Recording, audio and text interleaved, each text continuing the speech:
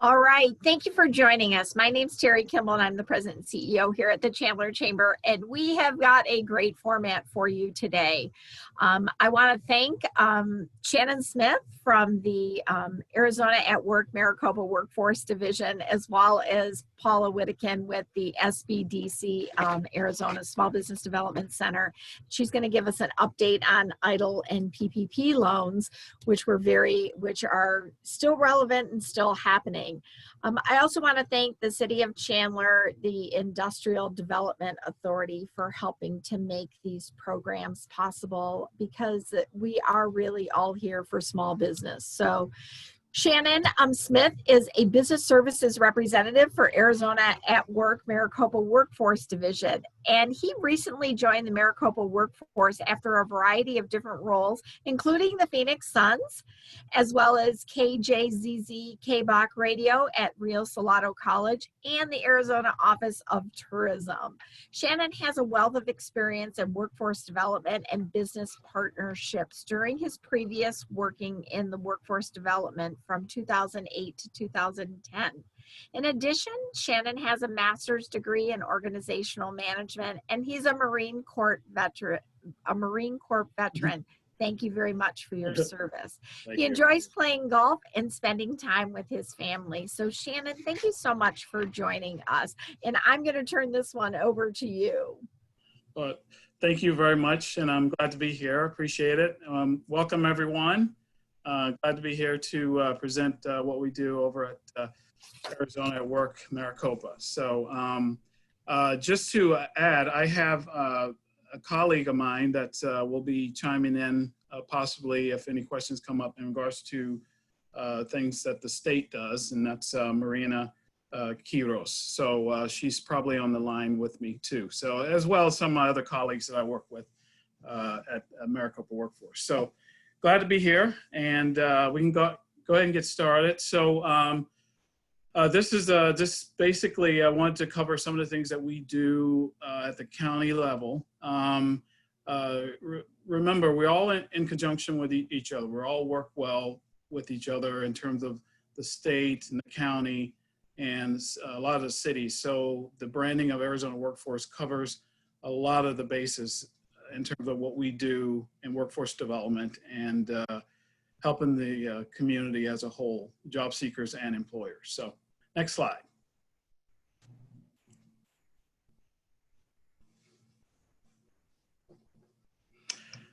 Just a little bit about what we do. So the Workforce Innovation and Opportunity Act was a change from the previous Workforce Investment Act that was established in 1988.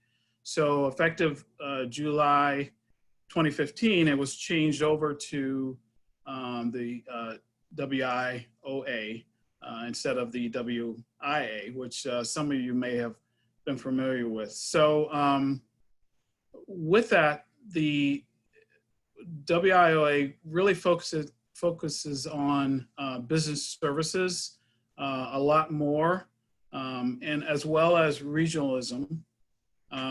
Basically, every area is different. So in marketing terms, this is more like a granular approach with regionalism, focusing on the region itself, and then focuses on the hardest to serve job seekers. So that's basically the change there. Okay, next slide. We have a couple offices. We have a East Valley and a West Valley office. And, you know, we provide a lot of services at both of these both offices, West Valley and East Valley. Our website, you can go right to the maricopa.gov. That's to find a job, but we're connected with the Arizona Job Connection, which is the arizonaatwork.com site. So that's the collaboration we do a lot with the other entities that are out there. Next slide. Business services. So I work in the business services area, and we focus on a lot of things that we can do to help businesses with their recruitments and also referrals in terms of identifying and selecting candidates. So we promote employer openings, which is great. The pre-screening, which is really good for employers because it helps them do less work on the front end, because we've kind of done that. We've done that for them. Candidate referrals is very important. Career fairs and hiring events. And notice that I put a little asterisk beside that, just because of what's going on now with COVID. It's a lot of limiting and doing a lot of things was face-to-face. So we're doing a lot more in the virtual job fair arena. So, we've done quite a few different partnerships with job fair, virtual job fairs, and we're growing that. So kind of expect to see a lot of that. I anticipate in the near future. So very limited until things settle down with COVID. I think virtual job fairs are going to be the new norm in a sense. So next slide. We also cover rapid response services. This is really big right now, especially at the beginning. Back in March, we experienced a lot of large layoffs, major companies letting their workforce go, either through furloughs or just, they just, let them go for just the reduction in the workforce there. So we help out a lot with that. We have the employability workshops, of course, another asterisk there, because it's very difficult to have workshops in the office like we used to. And then we also just give them information on the unemployment insurance. And we as a county, we don't cover that, but we can direct them to areas where they can utilize those sources through the state DES system. Resume farming is something else we do, as well as, I don't know if anyone ever attended a reverse job fair. It's not like reverse mortgages, but it's a different format where the actual job seeker is the one who's presenting and really showcasing their talents and their experience and their resume. So and that can be done as well virtually. So we've a few of those have popped up virtually, but that's what the reverse job fairs are. Next slide. So here's our here's a site that we use in that we're their main site for the Arizona Job Connection.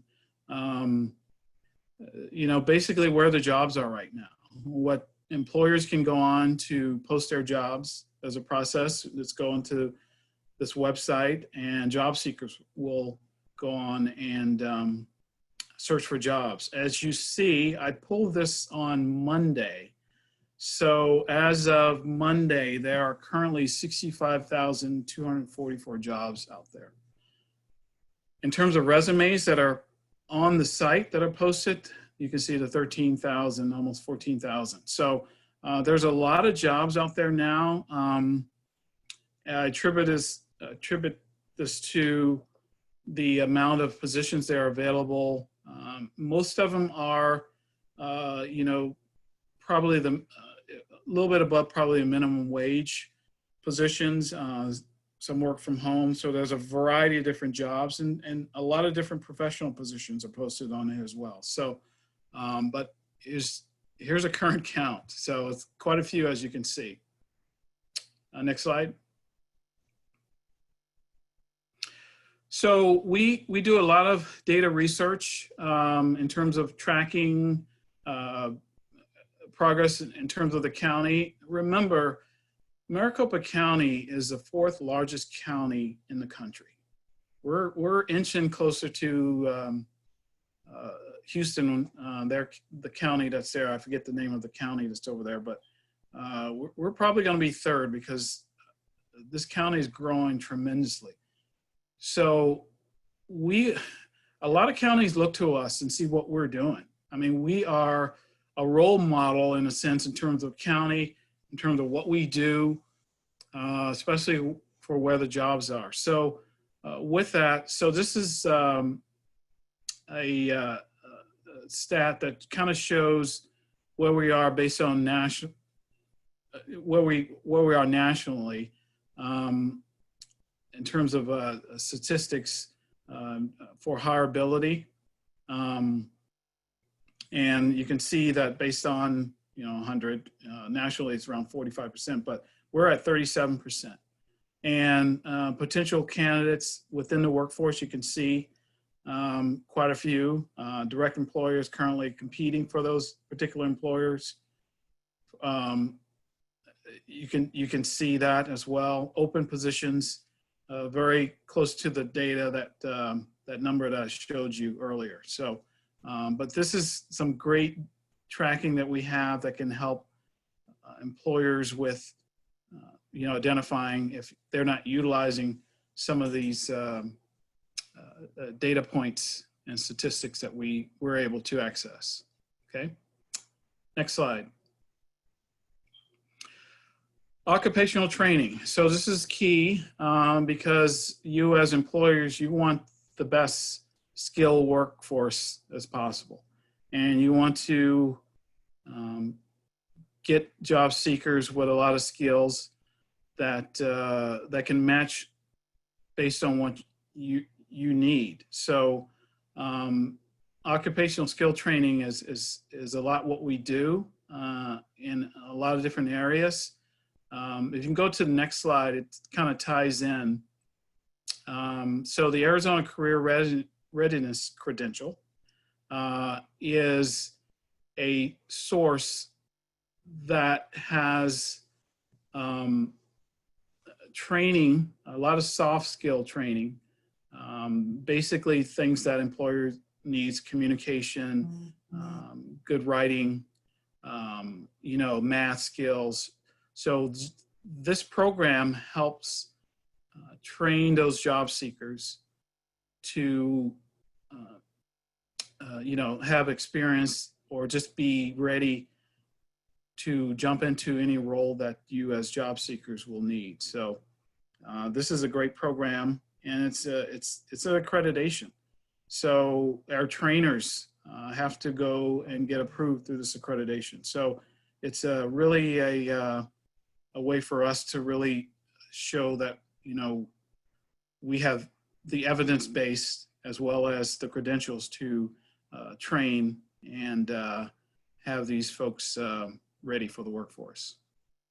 Oops. Oh, you shot him. Okay, there, there you go. Go back one more. Okay, there you go. So in terms of the targets that we, for job seekers, veterans are priority for us.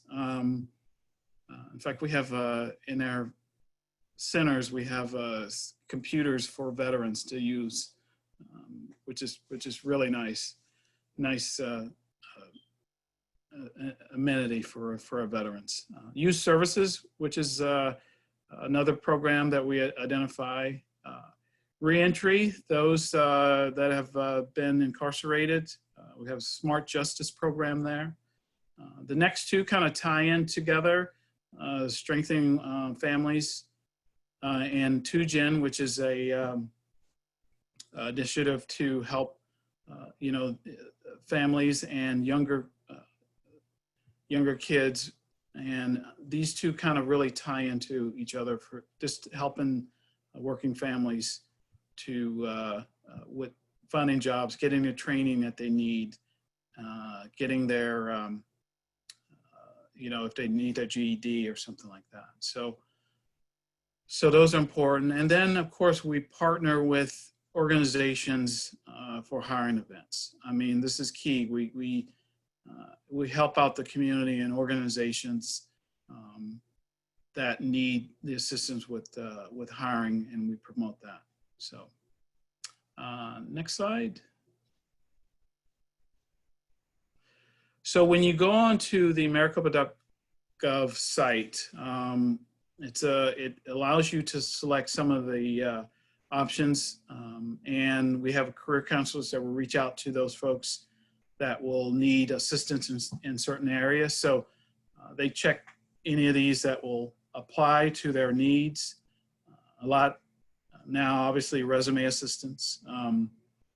Some need GED assistance, or just look for job opportunities that are out there. So our site really promotes and really helps those job seekers. And then my job as the business representative is to connect with those businesses that need assistance in finding those folks. So next slide. I think I'm almost done here. So call to action.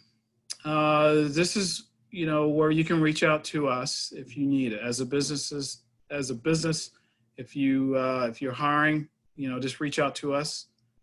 We can help with promoting your jobs, or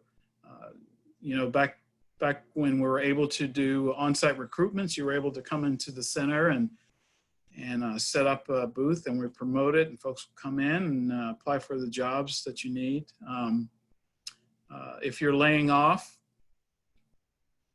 you can utilize that as well in terms of contacting us if you're laying off your workforce, and then the job seeker contact as well.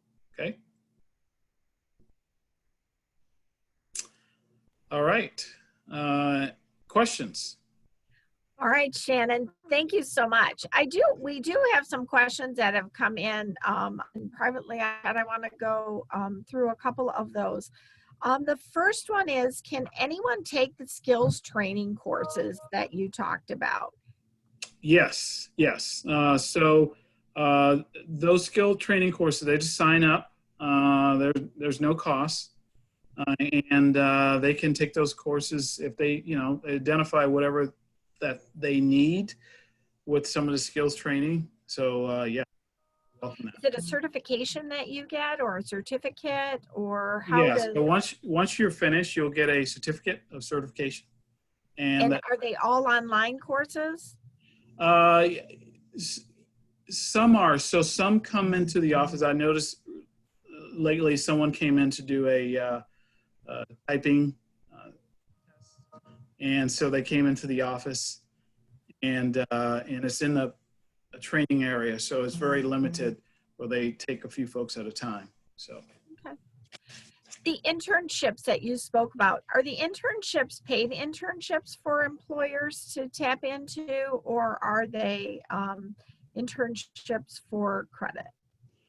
I think so.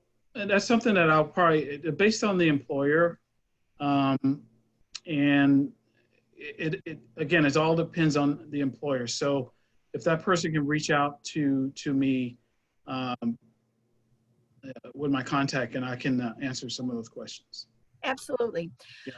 Another question: with so many claims coming into the unemployment offices, employers are responding to these claims online. How can employers find out the status of claims that have been filed against their company instead of calling the telephone number provided? Call times are hours to wait. Right. So that's why I brought in my colleague.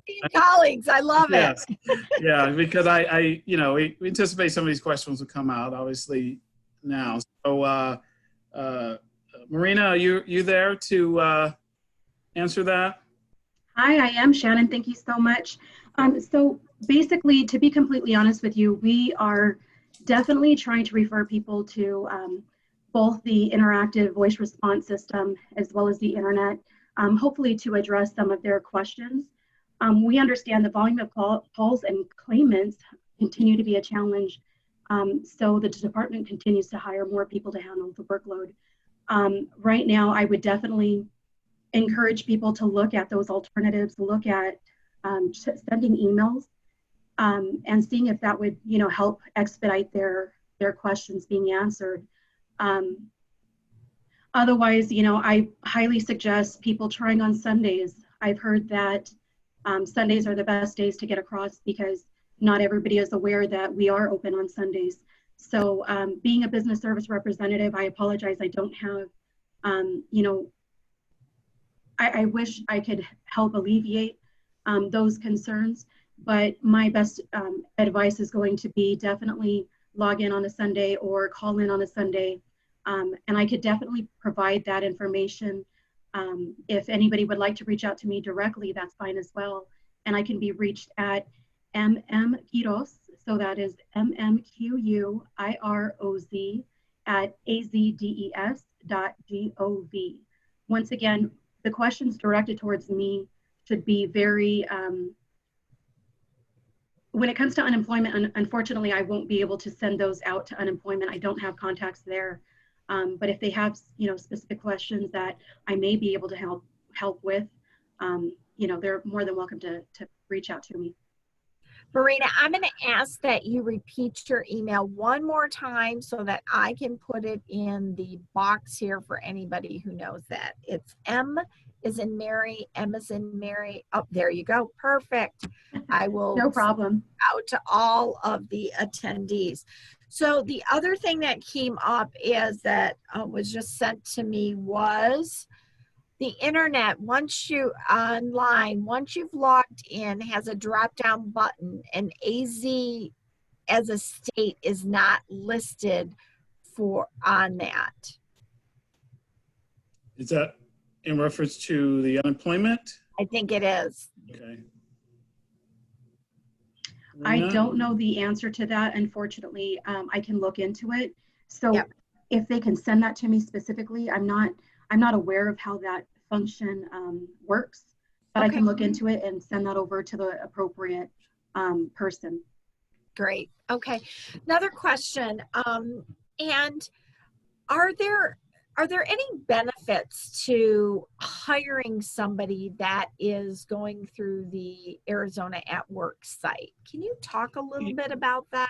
Yes. So I think that just talking with the employers and recruiters, I think the benefits are, we pre-screen a lot of our job seekers. We want to make sure that they're ready. And if we refer someone over to an employer, we want to make sure they have those qualifications first. And I think just talking with any recruiter or employer, they want to make sure that they get job seekers that have the qualifications up front, that match whatever their job description is, and those skills that are needed. And so the advantage is we do a lot of legwork up front. And so that will help with the recruiting process because, job seekers get a lot of, applications, and some of them that don't even match the qualifications. So when it comes from a referral from us, I think we won't send them unqualified individuals, and they have a smaller pool to choose from. Okay. I know sometimes when we've posted positions here at our office, it's not unusual that we get 100, 200 applications and for the individual to go through that, it's very time consuming, but also making the right hire is very right. Exactly. And that's, again, that's part of our pre-screening. We want to make sure the individual is that type of person that matches that job. And, it all depends on the culture of the organization because, because of the relationship that we build with the employer, we would kind of understand the culture and what they're looking for. And I think that's key with their communication, constant communication with the employer, is to build that relationship and make that relationship solid enough where they can trust in us to send them the right quality of people. So realistically, once an employer goes online, registers that they're looking for this job, they upload the resume and so forth, walk us through that process. What happens next? How long from the time, I'm a busy CEO. Right. How long from the time I go online, submit that, upload that information, should I see my first applicant? Well, first of all, it would depend on the employer. So I would think, again, it goes back to relationship with the employer. So if there's someone that you go in and log on, you post that job on the site, and it will vary based on the number of jobs. But say you're just looking for one. As CEO, I need to find this person. It depends on the type of skills that are needed for this role. So it can be immediate. It could be immediate. It could be an instant referral. There are times when we will get a job request from an employer, and we have that person has just been sitting, they've been coming to our centers, redoing their resume, and we find that individual right away. Now, other times it may take time. It all depends on the skills. And we know with a lot of IT jobs, it's challenging because there's a lot of specific skills a lot of those jobs are needing, that are needed. So, but it could take, anywhere from a few days to a week. Okay. So do you assist businesses of any size, even if it's the very small business owner? We do. I just got a call yesterday from a colleague, a friend of his, is just starting a startup, and he's looking to hire 2 or 3 folks, and we can help anybody because it's a job, and job seekers looking, and if we find a match, but we love to help the small business. I think that's a segment now that's really suffering. So, but we can help any large organization as well. What about temporary positions? What if I have for just a specific job that I need done? Like I won a bid and I need some graphic design work. Is Arizona at Work the best place to go for some of those smaller? Yes. I mean, our door is open to anyone that's a job seeker. So those temporary positions, yes. I mean, we get those. We get some of those postings as well. And I think it works for a lot of people if they're transitioning with jobs, especially now. You can see the number of resumes that are already out there. So it's probably more, especially once the challenge of this unemployment possibly going away. So I think a lot of those folks will take some of those temporary jobs because it can lead to something else. Those temp jobs, I mean, that's a great way for you to find that skilled person too, is to get some of those temporary work jobs. And I think that's a great recruiting mechanism where you can identify some of those workers that are temporary and I say, wow, this person is really good. Let's keep them. Let's find a way to keep this person on full time. So I know that there's an employer vetting process. And what's involved in that vetting process that an employer has to go through? Yes. So if you probably recently heard, there's some scams out there with some employers that are doing some things that they're not supposed to do, to promise things that they're not promising. So we really try to identify those. And it's important to us because right now, a lot of folks, a lot of companies, a lot of organizations, or just employers are taking advantage of the workforce. And so we're identifying those now. We're trying to figure out, in fact, I brought something up to my manager in regards to some business segment, what's their process. And we really try to work with those employers and identify what their history is and know that they are a credible organization or company. Okay. Yeah. All right. So, just what is the biggest, when you talked about the training and that, what are you seeing that employers are asking for that? What are some of those additional training that you may be able to offer? Well, just what we see, you know, I was speaking to one of our trainers the other day, and folks are coming in for a lot of the soft skills, the communication, you know, some of the math skills, the things that are just the basic skills that are needed for an employer, because that's what they need now for some of the positions that are available. So I think we get a lot of that. Once you get into the more, you know, I guess career-driven skills, like, you know, something in like IT or engineering, you know, those are the things that require sometime another level. But we do get a lot of those folks come into our career centers and sign up through for our training because they need those, especially now. I think if anything now, a lot of people are realizing they need to diversify their background, because you just look at, I'll just take, for example, the hospitality industry. If you worked in the hospitality industry for like 20 plus years, and all of a sudden, you know, this pandemic comes and wipes everything that you've worked for or trained for all your life has been taken away, you kind of, you know, I need to get into some other type of skill set. So I think the workforce now is going to be mostly, you know, identifying that, hey, I need to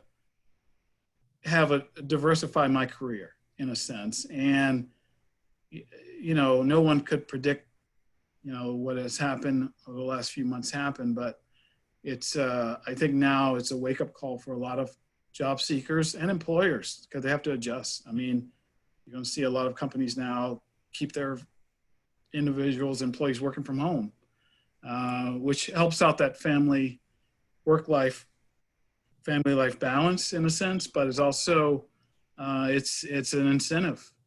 So. All right. Yeah. All right. Well, Shannon, thank you. You have been incredibly helpful and lots of information. We will have his PowerPoint up on our website on our business resource page, and feel free to reach out to Shannon or any of their other colleagues on Arizona at Work and their programs, because finding the right applicant, people put it off because it's an undaunting task. And especially for small businesses, if you do not have an HR department to help weed through a lot of those applications, this is a great affordable resource because there is no fee for that. So, right. Yep. So thank you for that. We are going to switch gears a little bit, and we are going to bring on Paula. Paula, thank you so much. Paula is with the Small Business Development Center with Maricopa County as well. And what's the latest on PPP and EIDL? All right, so let me bring up my deck here really quickly. Not too much has changed this week, but let's just go through a few items, just some reminders. So the PPP loan program, if you've not applied for the Paycheck Protection Program, you still have a short window of time here to take advantage of this. The application date is extended to August 8th. So I would encourage, if this is something that you are still interested in, if you've not applied yet, I would get to a lender early next week, because those lenders do need some time to process the application, to actually get not just a loan number from the lender, but also the number from the SBA. So don't delay on that. We do help our clients identify potential lenders, but Terry, I think you probably have some good resources to share of lenders in the East Valley and the Chandler area that may still be open to taking those Paycheck Protection Program applications. We do. So right. If they're interested, see us. Time is of the essence. It is 1 week from tomorrow. Correct. Saturday. So let's Yes. make sure we get people money. Yes. All right. Now the loan forgiveness, we're getting a lot of questions now because many businesses received the PPP loans back in April. They've used the monies and now they are asking, well, how long do I have to submit for the forgiveness, this forgiveness application? So really, according to the guidance document, what it states is you have 10 months after the last day of the covered period. And with the recent changes, the covered period is either the 8 weeks or that 24-week time frame. And the covered period starts the day that the monies were dispersed to you. So you count that out, either the 8 weeks, the end of the 8 weeks, and then you have 10 months from that point, or you count out that 24 weeks and you have 10 months from that point in time. So I guess the point is here, you can kind of breathe a little sigh of relief, even though you've used those monies up. You know, maybe you finished a couple weeks ago, you still have time to submit that forgiveness application. And I can tell you that we're hearing that, you know, they're still getting that process in place for that forgiveness between the lender and the SBA. So I would say once you've used your monies, definitely contact your lender to let them know that you're ready for the forgiveness process. So that would be one step that you could take.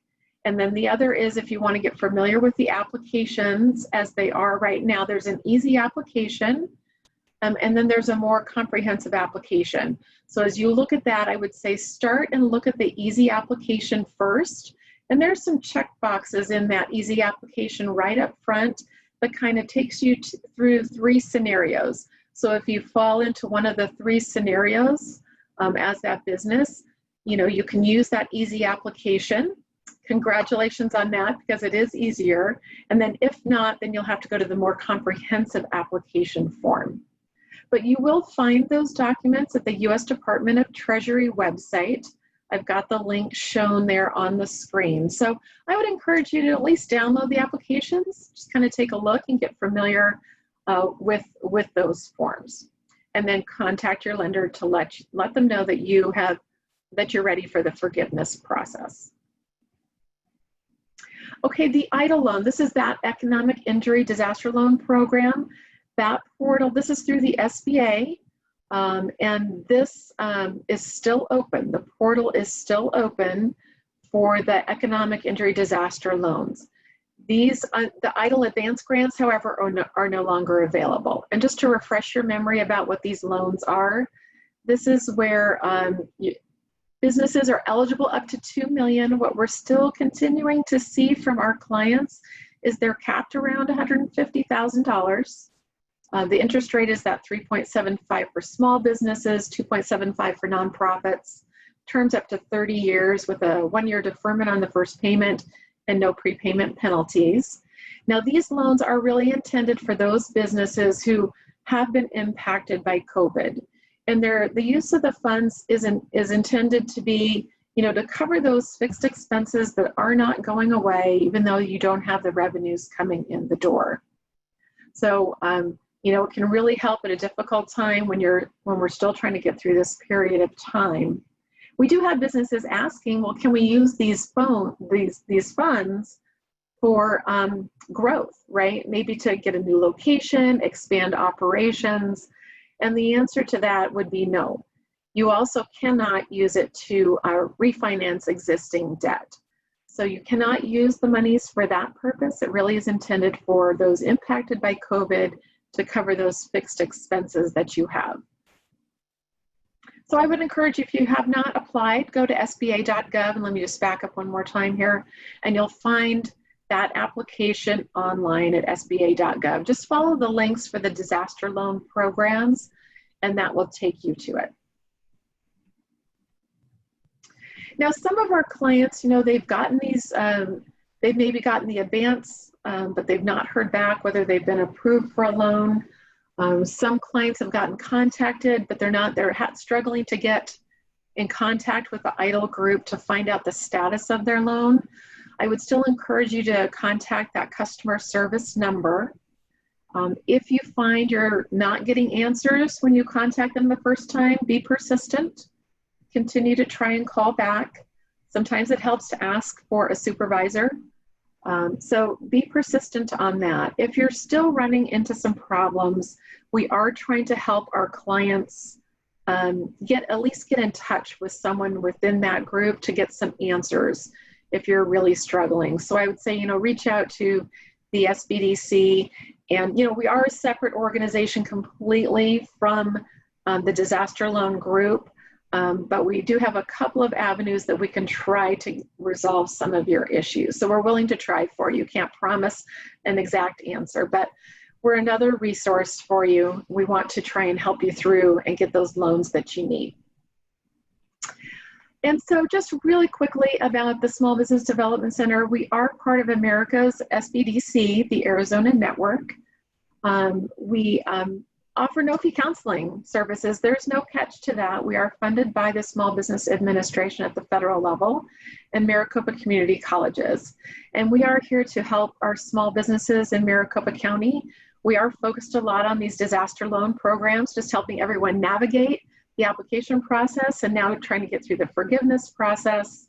And we'll see what happens in the next couple of weeks as Congress is kind of wrangling with what additional programs are coming. But we will continue to help our clients navigate these areas. We also help with funding sources, getting lender ready if you know you need or want to approach a lender for additional funds. We can help you get lender ready. We're starting to transition into some conversations with clients about resiliency and just seeing where are they at today and what maybe are some opportunities, maybe some gaps that need to be filled so you can continue, sustain your business for the long term.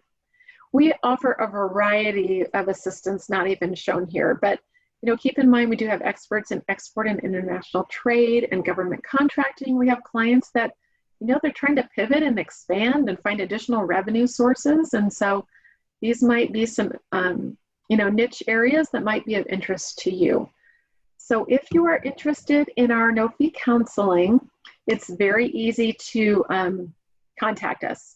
Just go to maricopa-sbdc.com, click on that request counseling link, and it's a simple one-page form that puts you into the system, and you'll be contacted by Connie or Yvette. And depending on where you are with your business, then you'll be assigned a lead counselor, and we'll be looking forward to sitting down and talking with you about your business and to see how our services might fit within those needs. So thank you again, Terry, for allowing us to share our services with everyone. Well, and that's great information. The other thing, and I want to, I know that you talked about the many other services that you provide. I think now more than ever, especially tapping into the SBDC. So for instance, how do people do market projections right now and walking through what that process looks like or who their competitors are? SBDC has this great database that they're able to pull and run reports for you and so forth to be able to help you navigate some of those things. So I think it's really important. And again, I know that Paula says that it's no fee, which is free. I think that's it's just an invaluable resource. So thank you for that. I do want to give everybody an update on I know that you've heard from Arizona at Work, those free services that are available or no fee services that are available for businesses. You've heard now from the SBDC. I also want to talk about a program. It is a reimbursement program through the city of Chandler. It's for PPE equipment. If you are physically located within the city of Chandler, there is an application form. It's a one-page application form you fill out along with a W-9, and then you submit your receipts, anything from March 11th to present, and you can be reimbursed up to $500 from the city of Chandler for businesses. This is a small resource, but it puts money back in your pocket. So if you've outlaid money for masks, cleaning supplies, gloves, those kinds of things, get those receipts together. It's really quick and easy. I spoke with Economic Development. They are turning these checks around in less than a week. So granted, it's up to $500, but it's another resource to help alleviate from your business. So great opportunities and for you to be able to do. So thank you again for joining us. Next week, we will have the SBA. We want to hear directly from them. We are working with our federal delegation on what that new round of funding looks like. We heard from Jennings last week from the U.S. Chamber what they're doing, but we want to hear from the SBA. So we will have the SBA here directly with you to answer those questions. They are a great partner with the SBDC, but we will hear on what's happening with the SBA. So thank you for joining us. Stay tuned. Thank you to the City of Chandler Industrial Development Authority for helping to these programs along. And thank you, audience, for joining us. Go to the Chandler Chamber Business Resource page to find out more ways to help your businesses navigate through these times. Thanks again for joining us.